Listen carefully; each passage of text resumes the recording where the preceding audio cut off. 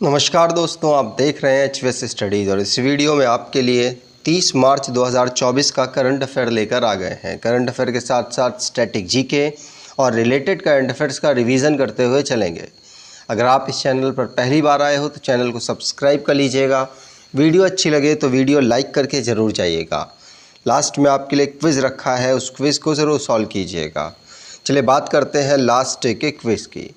Last day आपसे question पूछा गया था, Who has been named as the new ambassador of India to Myanmar? तो भारत के नए राजदूत म्यांमार में कौन यहाँ पर बने हैं? आंसर होगा, इनका नाम है अभय ठाकुर। अभय ठाकुर अभी रिसेंटली में म्यांमार के भारत के म्यांमार में राजदूत बने हैं। आप सभी ने आंसर सही दिया था और डिटेल में दिया था। आज के पहले क्वेश्चन की बात करें। पहला क्वेश्चन है, Who was appointed as the additional judge of Jammu and Kashmir and Ladakh High Court? तो जम्मू एंड कश्मीर और लद्दाख उच्च न्यायालय के अतिरिक्त न्यायाधीश के रूप में किसे नियुक्त किया गया? तो आंसर होगा जस्टिस मोहम्मद यूसुफ वानी को। किसको? जस्टिस मोहम्मद यूसुफ वानी को। ये जम्मू एंड कश्मीर जिसका जो कि जम्मू कश्मीर और साथ साथ लद्दाख के केसेस को हैंडल करता है, श्रीनगर में अवेलेबल है। और इसके जो चीफ जस्टिस हैं वो कौन बने हैं, मतलब अतिरिक्त प्रभार किसको मिला है? तो आंसर होगा ये मोहम्मद यूसुफ वानी को मिला है। ध्यान रखिएगा, आपसे पूछा जा सकता है। आगे बात करें तो अभी रिसेंटली में जो अपॉइंटमेंट से रिलेटेड क्वेश्चंस बने हैं उनको रिवाइज करते हैं। पहला क्वेश्चन पढ़ लिया। दूसरा, कुमार वेंकटा सुब्रमण्यम जो कि नए चीफ एग्जीक्यूटिव ऑफिसर बने हैं पीएनजी इंडिया के। और अश्वनी कुमार ये Federation of Indian Export Organisation के नए प्रेसिडेंट नियुक्त हुए। और शीतल देवी ये नेशनल डिसेबिलिटी आइकन बनी है इलेक्शन कमीशन ऑफ इंडिया के द्वारा, जो कि अभी इलेक्शन जो 2024 में लोकसभा के इलेक्शन हो रहे हैं वहाँ पर ये जो डिसेबल्ड लोग हैं उनको वोटिंग में पार्टिसिपेट करने के लिए यहाँ पर प्रोत्साहित करेंगी। और राहुल सिंह जो कि सीबीएसई के नए यहाँ पर चेयरमैन बने हैं। और बी साईराम ये सीएमडी बने हैं नॉर्थन कोलफील्ड लिमिटेड के। अगला question, which gulf country will participate in the miss universe pageant for the first time? तो कौन सा खाड़ी देश पहली बार मिस यूनिवर्स प्रतियोगिता में भाग लेगा? आंसर है, मिस यूनिवर्स की जो प्रतियोगिता होती है उसमें सऊदी अरेबिया, यहाँ पर सऊदी अरेबिया के जो कंटेस्टेंट हैं वो पहली बार यहाँ पर भाग लेंगे। इनका नाम क्या है? तो इनका नाम आप इनको देख सकते हैं और इनका नाम है क्या? तो सऊदी अरेबिया की जो रूमी अलघतानी, कौन? अलघतानी, ये यहाँ पर पहली बार पार्टिसिपेट करेंगी। सऊदी अरेबिया से पहले पर्सन यहाँ, पहली जो फीमेल है वो यहाँ पर होंगी अभी तक की मिस यूनिवर्स की पूरे हिस्ट्री में, मिस यूनिवर्स में। और अगर आपको बता दूं, अलघतानी जो कि मिडिल ईस्ट और मिस अरब वर्ल्ड पीस 2021 को जीत चुकी हैं, अब ये मिस यूनिवर्स में पार्टिसिपेट करेंगी। अब इंटरनेशनली जो करंट अफेयर्स बने हैं उनको रिवाइज करते हैं। पहला क्वेश्चन पढ़ लिया। दूसरा, 148 नंबर का इंटर पार्लियामेंट्री यूनियन असेंबली की जो मीटिंग है इसको ऑर्गेनाइज कराया गया था जिनेवा स्विट्ज़रलैंड में। और वेगन गैदिंग पहले ब्लैक लीडर बने हैं जिनको वेल्स गवर्नमेंट में वहाँ का लीडर बनाया गया है, हेड ऑफ द गवर्नमेंट बनाया गया है। और ढाका में ऑर्गेनाइज हुआ है इंडिया और बांग्लादेश का टूरिज्म फेयर। मॉरिशस में भारत की जो प्रेसिडेंट हैं द्रौपदी मुर्मू, ये 15वें नंबर की भारत की प्रेसिडेंट है। और इनको चीफ गेस्ट बनाकर बुलाया गया है नेशनल डे सेलिब्रेशन में मॉरिशस में। पनामा जो कि भारत में इंटरनेशनल एक संस्था है, इंटरनेशनल सोलर अलायंस, इसकी ऑफिशियल अब मेंबर बनेंगे और 97वें नंबर के मेंबर देश बनेगा। स्वीडन ने नाटो को यहाँ पर ज्वाइन कर लिया है जो कि एक मिलिट्री अलायंस है। थॉमस सुलियोक नए प्रेसिडेंट बने हैं हंगरी के। अगर आप कोई ई बुक परचेज करना चाहते हैं तो डिस्क्रिप्शन बॉक्स में लिंक है, वहाँ से ई बुक परचेज कर सकते हैं। अगला question, who recently take oath as the judicial member of Lok Sabha. तो हाल ही में लोकपाल के न्यायिक सदस्य के रूप में किसने शपथ ली है। तो अभी रिसेंटली में लोकपाल के जो न्यायिक सदस्य जुडिशियल मेंबर है उसके रूप में यहाँ पर शपथ ली है किसने। आंसर होगा, ये शपथ ली है ऋतुराज अवस्थी ने। किसने? ऋतुराज अवस्थी। ऋतुराज अवस्थी यहाँ पर आंसर बिल्कुल सही होगा। यहाँ पर बात करें तो लोकपाल के इस समय पर हेड कौन है, मतलब चेयरमैन ऑफ लोकपाल कौन है। तो AM खानविलकर इस समय पर लोकपाल ऑफ इंडिया है और अब यहाँ पर एक नए मेंबर नियुक्त हुए हैं ऋतुराज अवस्थी। ध्यान रखिएगा, पूछा जा सकता है। इनकी बात करें तो इनको बहुत ज़्यादा जुडिशियल जो पूरा करियर का अनुभव है, उसी अनुभव को देखते हुए इनको नियुक्त किया गया है। अगला question, who has Rajasthan Royals included in the team as a replacement for Prasidh Krishna. तो राजस्थान रॉयल्स के प्लेयर थे प्रसिद्ध कृष्णा के स्थान पर किसे टीम में शामिल किया गया है। आंसर होगा, ये शामिल किया गया है किसको, ये केशव महाराज को शामिल किया गया है। किसको? केशव महाराज यहाँ पर आंसर बिल्कुल सही होगा। केशव महाराज जो कि राजस्थान रॉयल्स में साउथ अफ्रीका के प्लेयर हैं और अब यहाँ पर राजस्थान रॉयल्स के लिए पार्टिसिपेट करेंगे।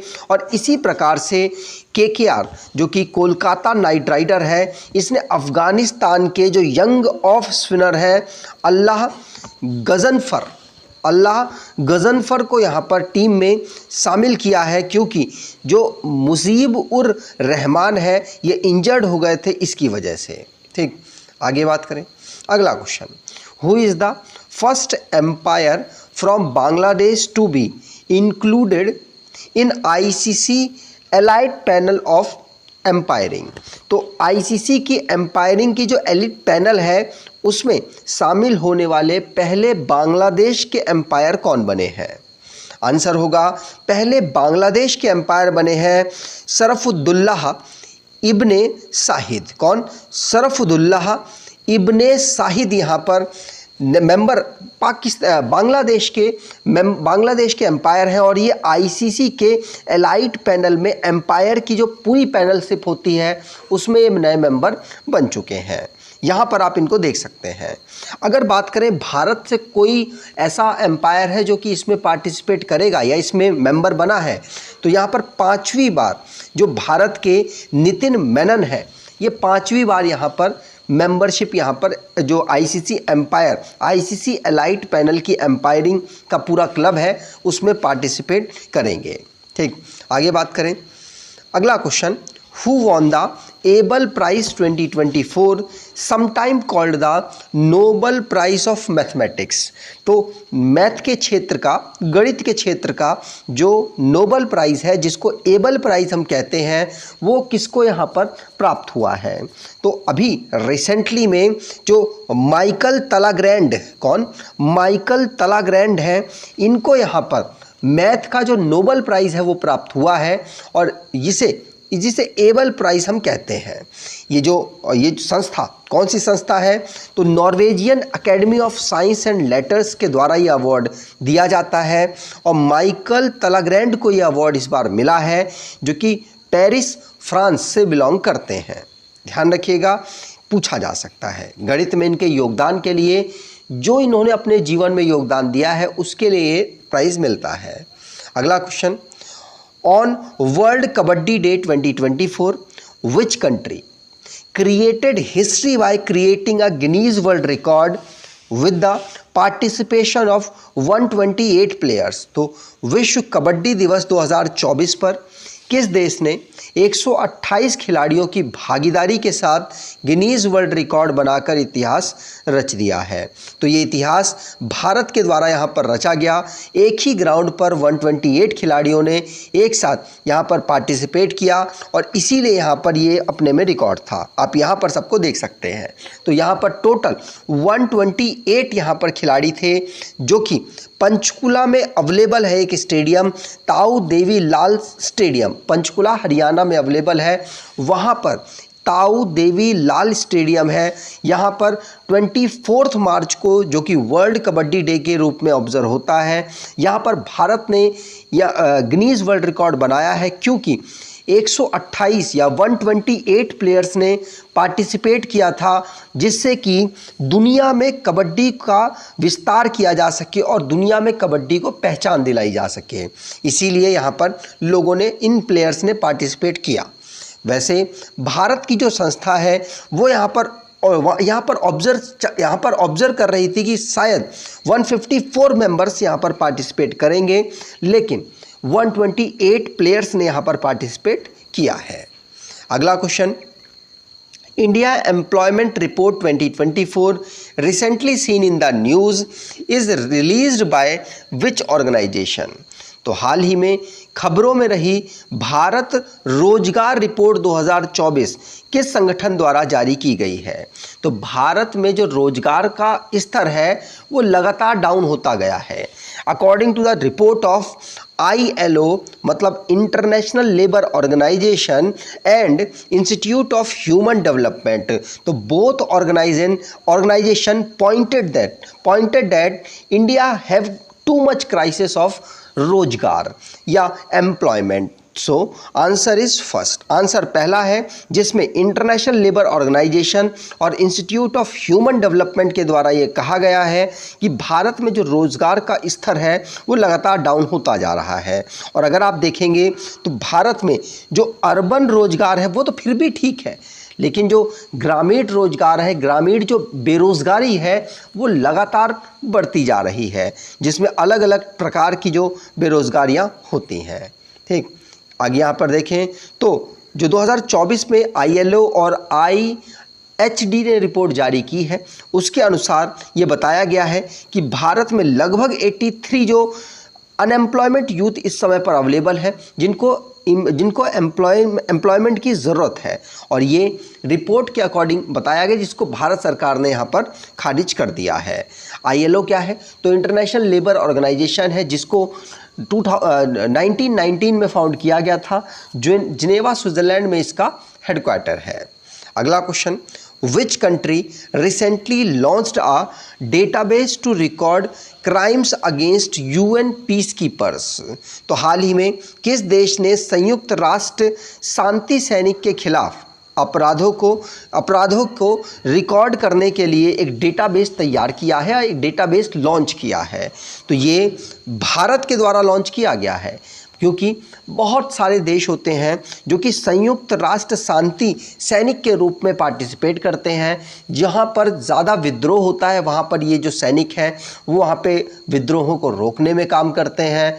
वहाँ पर जो भी असामाजिक तत्व होते हैं उनको रोकने में मदद करते हैं, लेकिन उनके ऊपर ही जो अपराध हुए हैं उसके लिए एक रिकॉर्ड बनाया जाएगा, जो कि कौन बनाएगा? तो भारत के द्वारा ऐसा एक सिस्टम, ऐसा एक डेटाबेस तैयार किया गया है, जिसके द्वारा अब यहाँ पर रिकॉर्ड तैयार होगा।